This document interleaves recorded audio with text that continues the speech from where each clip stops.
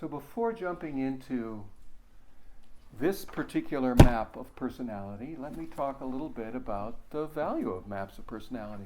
First of all, think for a second, what's the value of a map in general?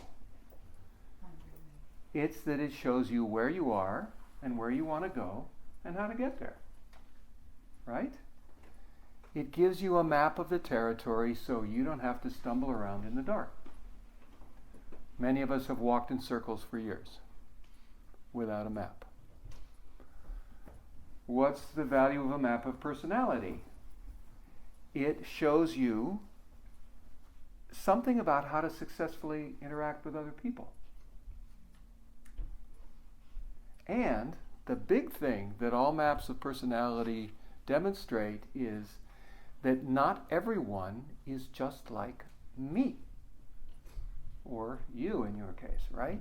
This is the fallacy that we all, pretty much all of us, grow up with and just assume.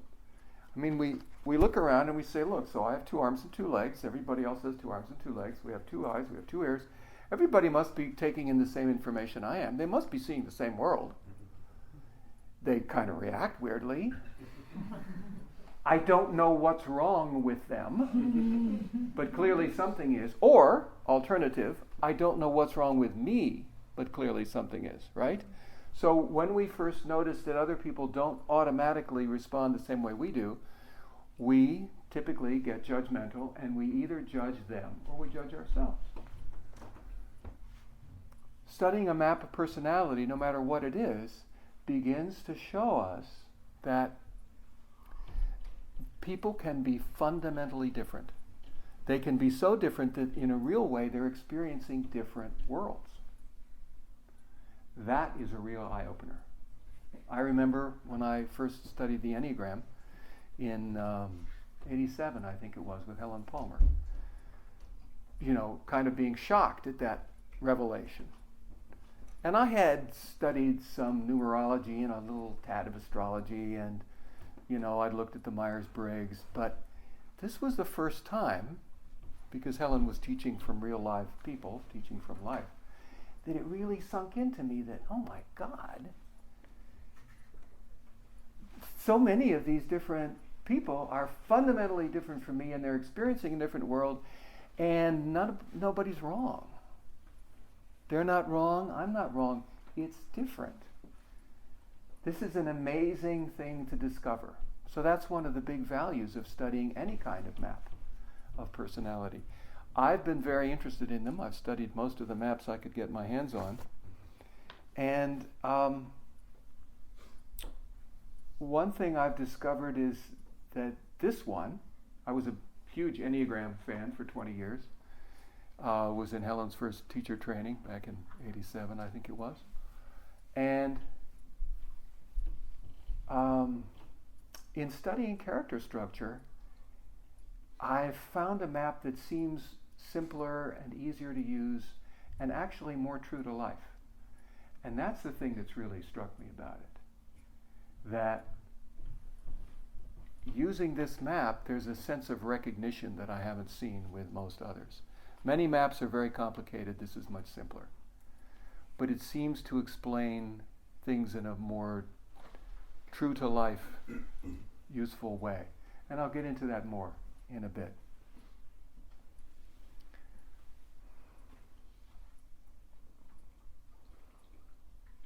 So let me come back to this problem of believing that we're all the same. There's a companion problem that goes along with that, and that is we each start out with the assumption that we personally, through our own 2 eyes and 2 ears, are taking in the whole world. We are personally experiencing all that there is, and we're experiencing it pretty accurately. And then in studying one of these maps of personality, we begin to discover the possibility of, my God, maybe I'm only taking in a slice. If there's a 360-degree pie, maybe I'm only taking in 60 degrees. How can that be?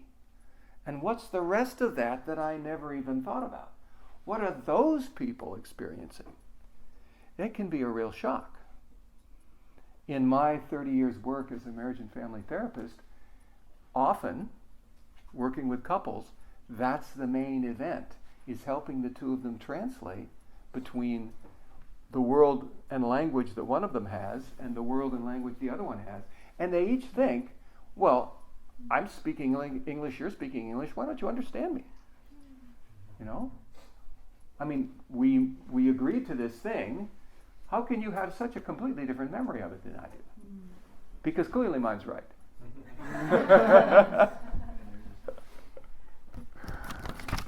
So there are these two problems. One is I'm seeing the whole world, and the other is everyone's just like me.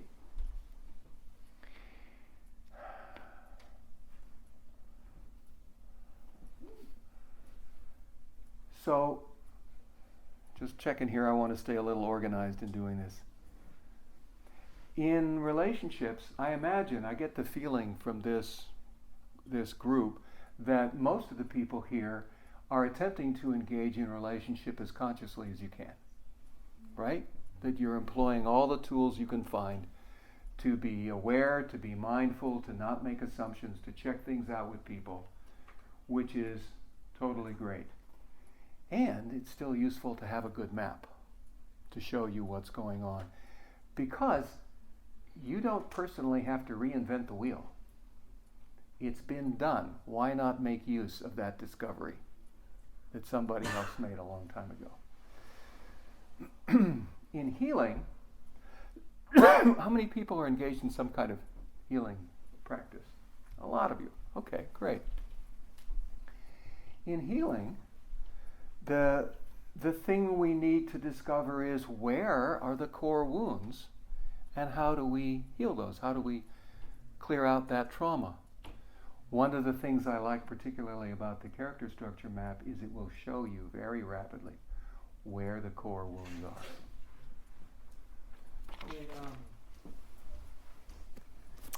It is staying along the lines of what you're talking about. Can you define trauma and healing?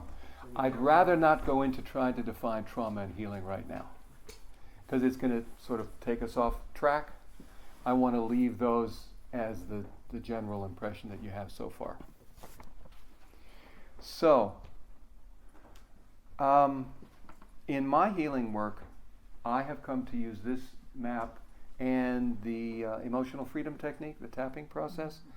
I've found that to be the most effective thing I know of to clear trauma out of the body. I don't mean to denigrate any other method. I'm sure there are many other methods that other people here have. Probably many that I haven't even heard of. But all I'm suggesting is if you have a map that helps you find where the core trauma is, because the person who comes to see you doesn't know. They come in with an issue, like, I can't get along with my partner. I can't keep a job. Nobody likes me, right? They don't know where the core wounding is that needs to be healed in order for their life to transform. If you have a map that shows them, you're way ahead of the game. Or that shows you, you don't have to even tell them about it. You can just apply it in the time. Oh, I also want to say here, as you learn maps of personality and as you begin to think of yourself as running a certain pattern, or in other maps being a certain type, and I'll talk about pattern versus type in a moment, understanding a map is not an excuse for bad behavior. Nobody gets to say, well, you know, I'm a so-and-so type, and that's what we do. Right? Not okay. It's okay to notice when I get scared, this is what happens to me, and this is how I try to feel safer. And we can walk back the process and notice, okay, right here, apparently I got really scared because then I did my usual thing. So it can be a clue to understanding yourself better. But I just want to caution against learning any of these maps and then deciding to use it as an excuse. This happens with all of them. You may remember when astrology first got popular and people would go to parties and start conversations with what's your sign. And many people, this always happens, many people who only go into it, an inch deep, then take it as, oh, that's who I am. Therefore, I'm only allowed to do these things, but I'm allowed to do them. I have an excuse now for why I'm rude or why I'm always late or why I'm abusing you or whatever lovely behavior I'm exhibiting. I want to suggest that's not okay. I also want to make a distinction between typologies and this map, which is not a typology. The Enneagram is a typology. It says you're a type. It says you're that type, birth to death, and a story. In this map, we're mapping out safety strategies that when in distress, you go into. But when not in distress, you can come out of those. You can be more present. So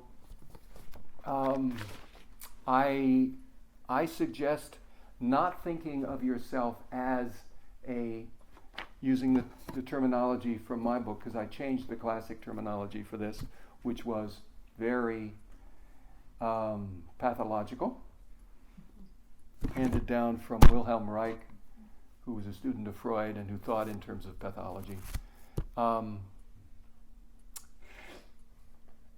I suggest not thinking of yourself as a so-and-so, but rather thinking of yourself as a person who has a tendency, whose body has been conditioned to go into a certain safety strategy, or two of them, when in distress.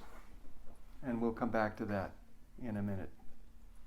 Okay, so let's get into the main part of this.